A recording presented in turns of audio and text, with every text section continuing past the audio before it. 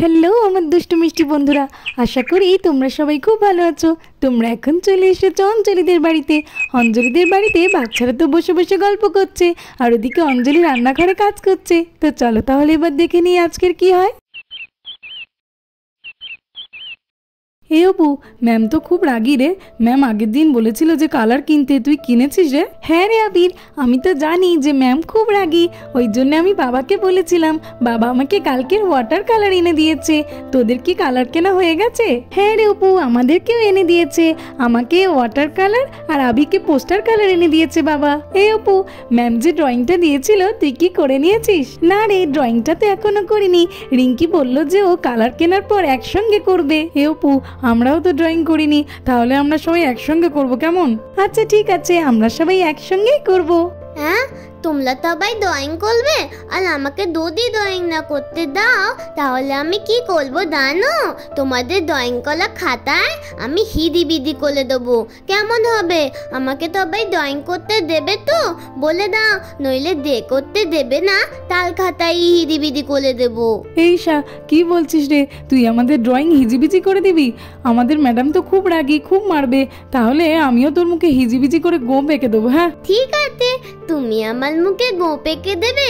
তুমি যখন ঘুমিয়ে থাকবে তাহলে আমি তখন রঙগুলো নিয়ে তোমার মুখে একদম এমন করে এঁকে দেবো, একদম থাক তন্দির মতো লাগবে।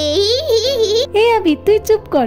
আর ঈশা, তোকে আমরা কালারও দেবো আর পেপারও দেবো। তোর যা ইচ্ছা হয় তুই তাই ড্রয়িং করবি। রাখি দিদি তো খুব ভালো, খুব ভালো, কিন্তু আবিল দাদা একদম পতা, খুব দুত্তু। আমি তোলে যাই, ওইদিকে যাই। যাই যাই, রাখিদেরকে গিয়ে জিজ্ঞেস করি ম্যাম যে ড্রয়িংটা দিয়েছিল ওদের করা হয়ে গেছে কিনা, না হলে আমরা সবাই মিলে একসাথে করব। এই রাখি, শোন না রে, তোদের কি ড্রয়িংটা করা হয়ে গেছে? আমার তো এখনো হয়নি রে। কেন রে রিঙ্কি, করে নেব কেন? তুই তো আমাকে বলেছিলিস যে তুই আর আমি একসাথে করব। আর জানিস তো রাখিরাও কেউ করেনি। হ্যাঁ রে রিঙ্কি, আমরাও তো করিনি, তাই আমরা ঠিক করেছি আমরা সবাই মিলে একসাথে করব। তুই, অপু, আমি, আবির, রোহান, তাহলে আমরা একে অপরকে সাহায্যও করতে পারবো। ঠিক বলেছিস, আমি তো ভাবছিলাম যে আমি একা একা পারবোই না, কিন্তু তোরা একটু হেল্প করে দিলে আমি ঠিক পারবো। দেখেছো, রান্নাঘরে তো এক ফোঁটাও খাবার জল নেই। বাচ্চারা জল খেতে চাইলে কি করব? যা গরম পড়ছে। যাই, আগে গিয়ে পুকুর পাড় থেকে জলটা এনে নিই। অনেকটা দূর যেতে হবে, বেশি বেলা হয়ে গেলে এই গরমের মধ্যে আর যেতেই ইচ্ছে করে না। যাই, জলটা এনে তারপরে বাকি কাজগুলো করব। আরে এ কি, জল আনবো কি? রান্নাঘরের সামনে এত পাতা পড়ে। চলো আগে চটপট করে ঝাঁটটা দিয়ে নিই, তারপরেই জল আনবো। রান্নাঘরের সামনটা এমন নোংরা হয়ে থাকলে একদমই ভালো লাগে না।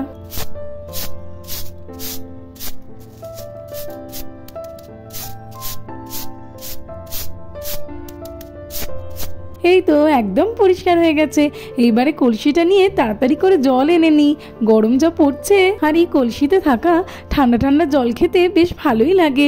চলো যাই। কি খিদে পেয়েছিল বাবা, চলো কলাটা খাই। বাবা তো ভালোই কলা এনেছে। গিয়ে দেখি আবিররা কি করছে। নম নম নম নম নম নম নম নম।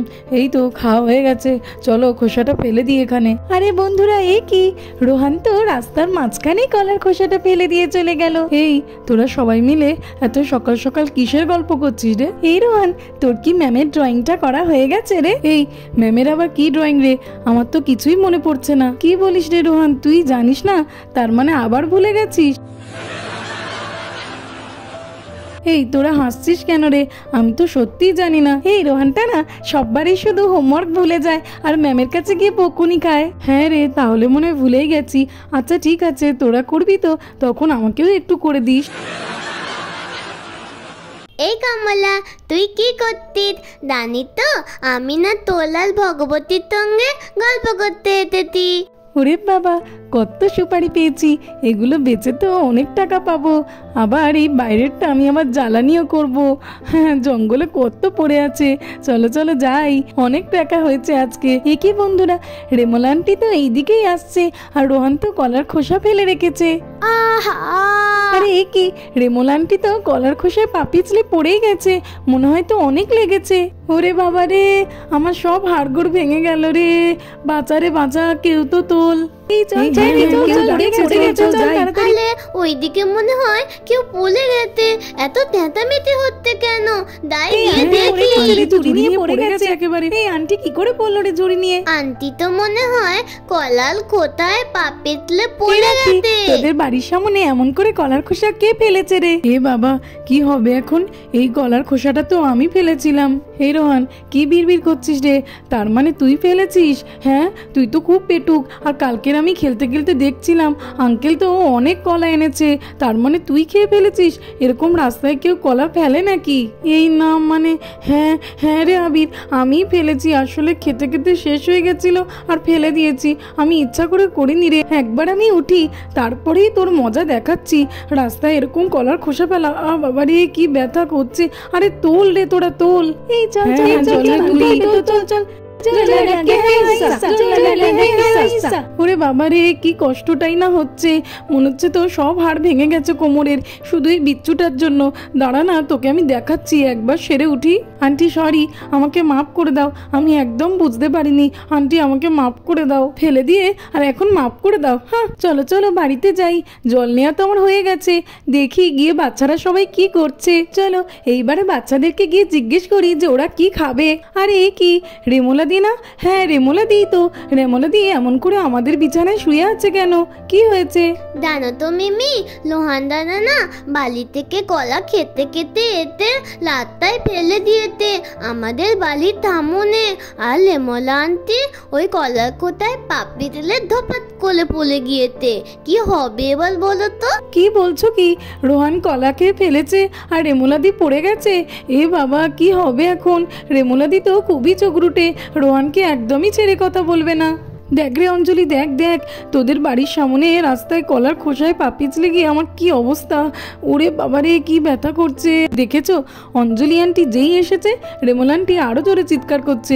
অঞ্জলি আন্টি, আমি কিচ্ছু বুঝে করিনি, বিশ্বাস করো আমি ইচ্ছা করে করিনি কিছু। ঠিক আছে রোহান, আমি তো জানি যে তুমি ইচ্ছা করে করনি, কিন্তু রাস্তায় এরকম কলার খোসা আর কোনোদিন ফেলবে না, তাতে যে কেউ পড়ে যেতে পারে।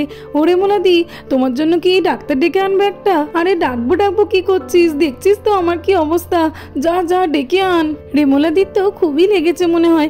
চলো গিয়ে ডাক্তারবাবুকে ডেকে আনি। ডাক্তারবাবু চলুন চলুন, রেমোলা দিকে দেখে দেবেন, খুব চোট পেয়েছে। চলুন বাচ্চারা, তোমরা একটু সরে যাও তো দেখি, আন্টিকে তো আমাকে দেখতে হবে। বাচ্চারা সরে এসো, ডক্টর আঙ্কেলকে দেখতে দাও। রাখি, জানিস তো রেমোলা আন্টি না একটু বেশি বেশি করছে আমার মনে হয়। আমাদের সময় তো আস্তে আস্তে চেঁচাচ্ছিল, মা আসলেই জোরে করে দিয়েছে। দেখ হ্যাঁ হ্যাঁ, লেমলা আন্টি খুব মৃত্যু তব তোমার মৃত্যু। আচ্ছা ম্যাডাম, আপনি বলুন তো আপনার প্রবলেমটা কি হচ্ছে? আসলে ডাক্তারবাবু, রাস্তায় বিচ্ছু ছেলেটা কলার খোসা ফেলে রেখেছিল আর আমি তাতেই পড়ে গেছি। কোমরের হাড়টা তো মনে হয় গেছে, আমার খুব ব্যথা করছে। আরে এ কি, আমি তো যা বুঝছি কোমরের হাড় তো ভাঙেইনি, উপরন্তু মহিলাটা যত দেখাচ্ছে তত ওনার লাগেনি। কিন্তু কেউ এমন করে কেন মিথ্যে কথা বলবে? আমি তো কিছুই বুঝতে পারছি না। হ্যাঁ হ্যাঁ ম্যাডাম শুনুন, আপনার মনে হচ্ছে কোমরের হাড়টা ভেঙেই গেছে। হ্যাঁ কি বলছেন ডাক্তারবাবু? দেখলি অঞ্জলি, দেখলি এই বাচ্চাগুলো এত বিচ্ছু না।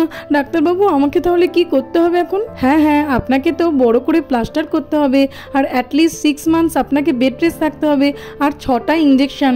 আজকের আমি 2টো দিয়ে দেব, দেখবেন অনেকটাই রিলিফ পাবেন আপনি। হ্যাঁ কি বলছেন ডাক্তারবাবু? ইঞ্জেকশন? না না, ইঞ্জেকশনে তো আমার খুব ভয় করে, আমি ইঞ্জেকশন নিতে পারবো না। কেন জানি না, আমার মনে হচ্ছে এই মহিলাটির বেশি কিছু হয়নি, বাচ্চাদেরকে দোষ দেওয়ার জন্যই উনি বেশি বেশি করে বলছেন। দাঁড়ান না, আমিও দেখাচ্ছি মজা। না না ম্যাডাম, আপনাকে আজকে ইঞ্জেকশন নিতেই হবে। ওরে মোলা দিয়ে এমন করো না গো, ডাক্তারবাবু বলছেন যখন নিয়ে নাও, তোমার তো ভালোই হবে। ঠিক আছে রেমোলা আন্টি, নাও নাও, এবারে ইঞ্জেকশন নাও, খুব ভালো হবে। এ বাবা, কি কাণ্ড দেখো, লেমলা আন্টি তো আমার থেকে কত বলো, তবুও আমার মতো ইঞ্জেকশনে ভয় পাই। এই অঞ্জলি, বারণ কর না ডাক্তারবাবুকে, আমি ইঞ্জেকশন নেবো না রে। ইঞ্জেকশনে আমার খুব লাগে, খুব ভয় করে। ওরে বাবা, আমি ইঞ্জেকশন নেবো না, শোন না রে কথা। আমি এখনই বের করছি, 2টো ইঞ্জেকশন পর পর দেবো, আপনি অনেকটাই রিলিফ পাবেন। ওরে বাবা রে, আমার কিচ্ছু হয়নি। 6টা ইঞ্জেকশন? না না বাবা, একটাও ইঞ্জেকশন লাগাবো না, আমি বাড়িতে গিয়ে ওষুধ খেয়ে নেবো। পালা রে পালা, আমি তো একটাও ইঞ্জেকশন লাগাবো না। আরে এটা কি হলো? আসলে ওনার তো কিছুই হয়নি, সামান্য একটু লেগেছে। বাচ্চাদের উপরে শুধু শুধু দোষ দেওয়ার জন্যই এমন করছিল। আমি বুঝতে পেরে ওই জন্যই 6টা ইঞ্জেকশনের কথা বলেছিলাম, যাতে করে উনি সত্যিটা বলে দেন। হ্যাঁ ডাক্তার হ্যাঁ আঙ্কেল ডক্টর আঙ্কেল খুব সত্যি ভালো, ভালো খুব ভালো। ভালো। হ্যাঁ হ্যাঁ ডক্টর আঙ্কেল থ্যাংক ইউ। তো বন্ধুরা আজকের মতো এই পর্যন্ত। ভিডিওটি ভালো লাগলে আর এরকম আরো ভিডিও দেখতে হলে আমার চ্যানেলটাকে সাবস্ক্রাইব করে দেবে। Thanks for watching. দেখা হবে পরের একটি এপিসোডে। টাটা।